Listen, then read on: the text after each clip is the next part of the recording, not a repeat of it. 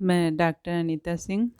मेरे प्यारे बच्चों, आज मैं उपस्थित हूँ मानवीय करुणा की दिव्य चमक पाठ से कुछ महत्वपूर्ण प्रश्नोत्तर के साथ।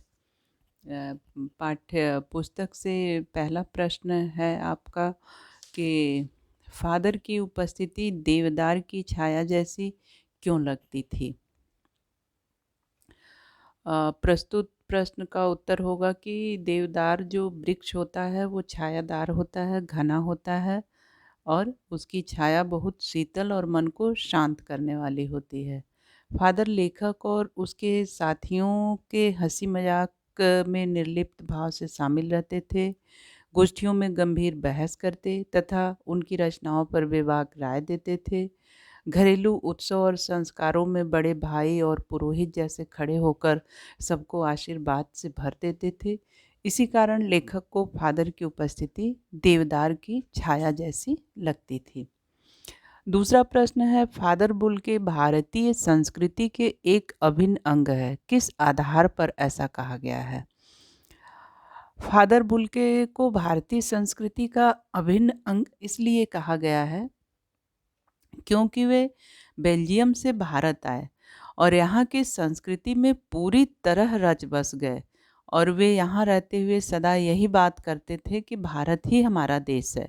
भारत के लोग ही उनके लिए सबसे अधिक आत्मीय थे। वे भारत की सांस्कृतिक परंपराओं को पूरी तरह आत्मसात कर चुके थे। फादर ने हिंदी को राष्ट्रभाषा के रूप में प्रतिष्ठित करने के लिए बहुत से प्रयास किए तथा हिंदी की समृद्धि के लिए ब्लू वर्ड तथा बाइबिल का हिंदी रूपांतरण भी किया। वे भारतीय संस्कृति के अनुरूप ही वसुधैव कुटुंबकम की भावना से ओतप्रोत थे और जो यहाँ का हमारा प्रसिद्ध धार्मिक ग्रंथ है रामचरितमानस तुलसी द्वारा रचित, उस पर उन्होंने राम कथा उत्पत्ति और विकास पे शोध कार्य भी पूरा किया। इन सब बातों से यह स्पष्ट है कि फादर बुल्के भारतीय संस्कृति के अभिन्न अंग हैं। थर्ड क्वेश्चन है, पाठ में आए उन प्रसंगों का उल्लेख कीजिए जिनसे फादर बुल्के का हिंदी प्रेम प्रकट होता है। इसका उत्तर होगा कि फादर बुल्के को हिंदी से बहुत प्रेम था। उन्होंने रामकथा उत्पत्ति और विकास विषय पर शोध प्रबंध हिंदी में ही लिखा तथा प्रसिद्ध अंग्रेजी हिंदी शब्दकोश तैयार किया। उनकी चिंता हिंदी को राष्ट्रभाषा के रूप में देखने की थी। वह हर मंच से इसके लिए अकाट्य तर्क देते थे। उन्हें इस बात पर दुख होता था कि हिंदी वाले ही हिंदी की उपेक्षा करते हैं। इन सब बातों से यह स्पष्ट है कि फादर बुल्के का हिंदी के प्रति अगाध प्रेम था। अब चौथा क्वेश्चन है, इस पाठ के आधार पर फादर बुल्के की जो छवि उभरती है उसे अपने शब्दों में लिखिए। कि इस पाठ को पढ़ते हुए फादर बुल्के का जो चित्र आपके सामने उपस्थित हुआ, जो उनका व्यक्तित्व उपस्थित हुआ, उसके बारे में हम बात करते हैं। पहला कि फादर बुल्के विदेशी होते हुए भी सच्चे अर्थों में एक भारतीय थे और वे भारत को ही अपना देश मानते थे। फादर को भारतीय भाषा, संस्कृति और साहित्य से बहुत प्रेम था। उनके मन में सभी के लिए ममता और वात्सल्य भाव था। वे एक बार जिससे रिश्ता जोड़ लेते थे उसे तोड़ते नहीं थे। फादर बुल्के हिंदी के प्रकांड विद्वान थे एवं हिंदी के उत्थान के लिए सदैव तत्पर रहते थे। फादर बुल्के का स्वभाव ऐसा था कि अपने प्रियजनों से व्यक्तिगत सुख दुख का हमेशा ध्यान रखते थे। उनके सांत्वना भरे शब्दों से लोगों का हृदय जो है प्रकाशित हो उठता था।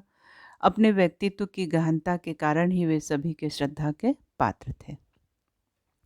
पांचवा क्वेश्चन है, लेखक ने फादर बुल्के को मानवीय करुणा की दिव्य चमक क्यों कहा है। लेखक ने मानवीय करुणा की दिव्य चमक फादर बुल्के को इसलिए कहा है क्योंकि फादर बुल्के ने अपना जीवन सदैव दूसरों की भलाई में लगाया। उनके मन में दूसरों के लिए हमेशा प्यार तथा ममता छलकती रहती थी, जो हर किसी में केवल अपने प्रियजनों के लिए होती है। वे सबके साथ एक पारिवारिक रिश्ते में बंध जाते थे। वे कभी क्रोध या आवेश में नहीं आते थे। वे लोगों के सुख दुख में शामिल होकर उनके प्रति सहानुभूति प्रकट करते थे तथा उन्हें दुख के घड़ी में सांत्वना देते थे। फादर बुल्के में इन सब गुणों के कारण लेखक ने उन्हें मानवीय करुणा की दिव्य चमक कहा है। अगला क्वेश्चन है, फादर बुल्के ने सन्यासी की परंपरागत छवि से अलग एक नई छवि प्रस्तुत की है, कैसे?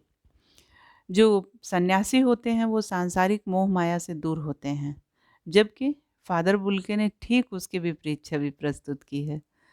परंपरागत सन्यासियों की जो परंपरा है उसका निर्वहन उन्होंने नहीं किया है, बल्कि वे सबके दुख सुख में शामिल होते थे। एक बार जिससे रिश्ता बना लेते थे उसे कभी नहीं तोड़ते थे। सबके प्रति अपनत्व, प्रेम और गहरा लगाव रखते थे। लोगों के घर आना-जाना उनका नित्य का काम था। चाहे कितने भी कम समय के लिए वो आए हों, चाहे सर्दी हो, जाड़ा हो, गर्मी हो, बरसात हो, उसको झेल करके वो लोगों से मिलते थे।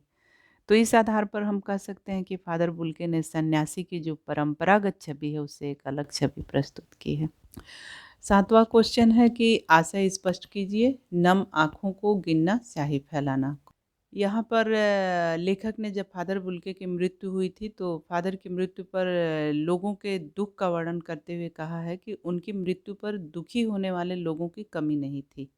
मतलब दुखी जो होने वाले लोग थे उनकी संख्या इतनी ज़्यादा थी कि अब उन नम आँखों को गिनना स्याही फैलाने के बराबर है। अर्थात उन्हें गिनने से कोई परिणाम नहीं निकलने वाला है क्योंकि वे अनगिनत हैं। 7th का ही ख है आशय स्पष्ट करने के लिए, फादर को याद करना एक उदास संगीत को सुनने जैसा है। प्रस्तुत पंक्ति का आशय यह है कि जिस प्रकार एक उदास शांत संगीत को सुनते समय हमारा मन गहरे दुःख में डूब जाता है। वातावरण में एक निस्तब्धता, शांति सी छा जाती है, मन दुखी हो जाता है और हमारी आँखें अपने आप ही नम हो जाती हैं।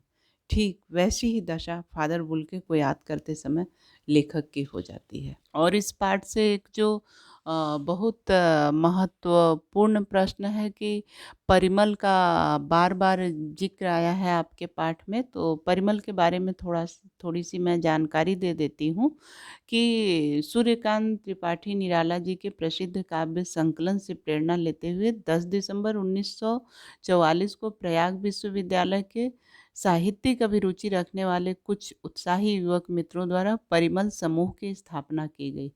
परिमल द्वारा अखिल भारतीय स्तर की गोष्ठियाँ आयोजित की जाती थी, जिनमें कहानी, कविता, उपन्यास, नाटक आदि पर खुली आलोचना और उन्मुक्त बहस की जाती। परिमल का कार्यक्षेत्र इलाहाबाद था, जौनपुर, मुंबई, मथुरा, पटना, कटनी में भी इसकी शाखाएँ रहीं। परिमल ने इलाहाबाद में साहित्य चिंतन के प्रति नए दृष्टिकोण को न केवल निर्माण किया, बल्कि शहर के वातावरण को एक साहित्यिक संस्कार देने का भी प्रयास किया। और क्वेश्चन भी आता है कि परिमल के वे दिन याद आते हैं का आशय स्पष्ट कीजिए। तो परिमल के दिन अर्थात इलाहाबाद के वे दिन जहाँ साहित्यिक चर्चाएँ हुआ करती थी, जिनमें फादर बुल्के भी भाग लिया करते थे। सबके प्रश्नों का जवाब देते थे, हँसी-मज़ाक करते थे, सभी एक पारिवारिक रिश्ते में बँधे हुए लगते थे। वे दिन लेखक को अभी भी याद आते हैं। और इस पाठ से एक बड़ी अच्छी-सी लाइन है कि हर मौत दिखाती है जीवन को नई राह। पंक्ति का क्या अर्थ है? फादर द्वारा कही गई यह पंक्ति उस समय कही जाती है जब लेखक के पत्नी और पुत्र की मृत्यु हो गई रहती है और यह पंक्ति जो है सांत्वना तथा शांति का भाव लिए हुए है। यह उनके आशावादी दृष्टिकोण को प्रकट करती है, जिसका अर्थ है कि मृत्यु वास्तव में अंत नहीं, बल्कि जीवन का नया आरंभ है। एक प्रश्न और जो बार-बार आता है कि लेखक को ऐसा क्यों लगता है कि फादर मन से सन्यासी नहीं थे? तो लेखक को ऐसा इसलिए लगता था कि फादर मन से सन्यासी नहीं थे, क्योंकि वे जिससे एक बार रिश्ता बनाते थे, उसे कभी तोड़ते नहीं थे, क्योंकि सन्यासी तो किसी से कोई रिश्ता नहीं रखते थे।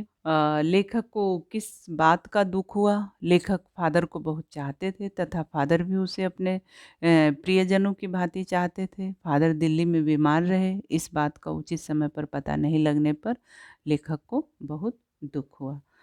जब फादर बुल्के को लोगों द्वारा श्रद्धांजलि दी जाती है, उस समय लेखक क्या सोचते हैं?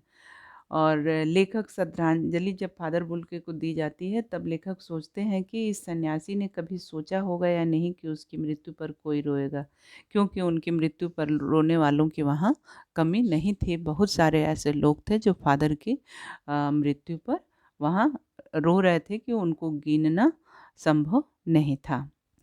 एक प्रश्न और आता है इस पाठ से कि लेखक ने फादर को किस बात पर झुँझलाते और दुखी होते हुए देखा, या फादर बुल्के की सबसे बड़ी चिंता क्या और क्यों थी? तो फादर बुल्के की चिंता हिंदी को राष्ट्रभाषा के रूप में देखने की थी। इस विषय में वह हर मंच पर अपनी तकलीफ का वर्णन किया करते थे और इसके लिए अकाट्य तर्क दिया करते थे। संभवतः यही एक ऐसा प्रश्न था जिस पर लेखक ने उन्हें झुँझलाते देखा था। उन्हें इस बात का बहुत दुःख था कि हिंदी बोलने वालों द्वारा ही हिंदी की उपेक्षा की जा रही है।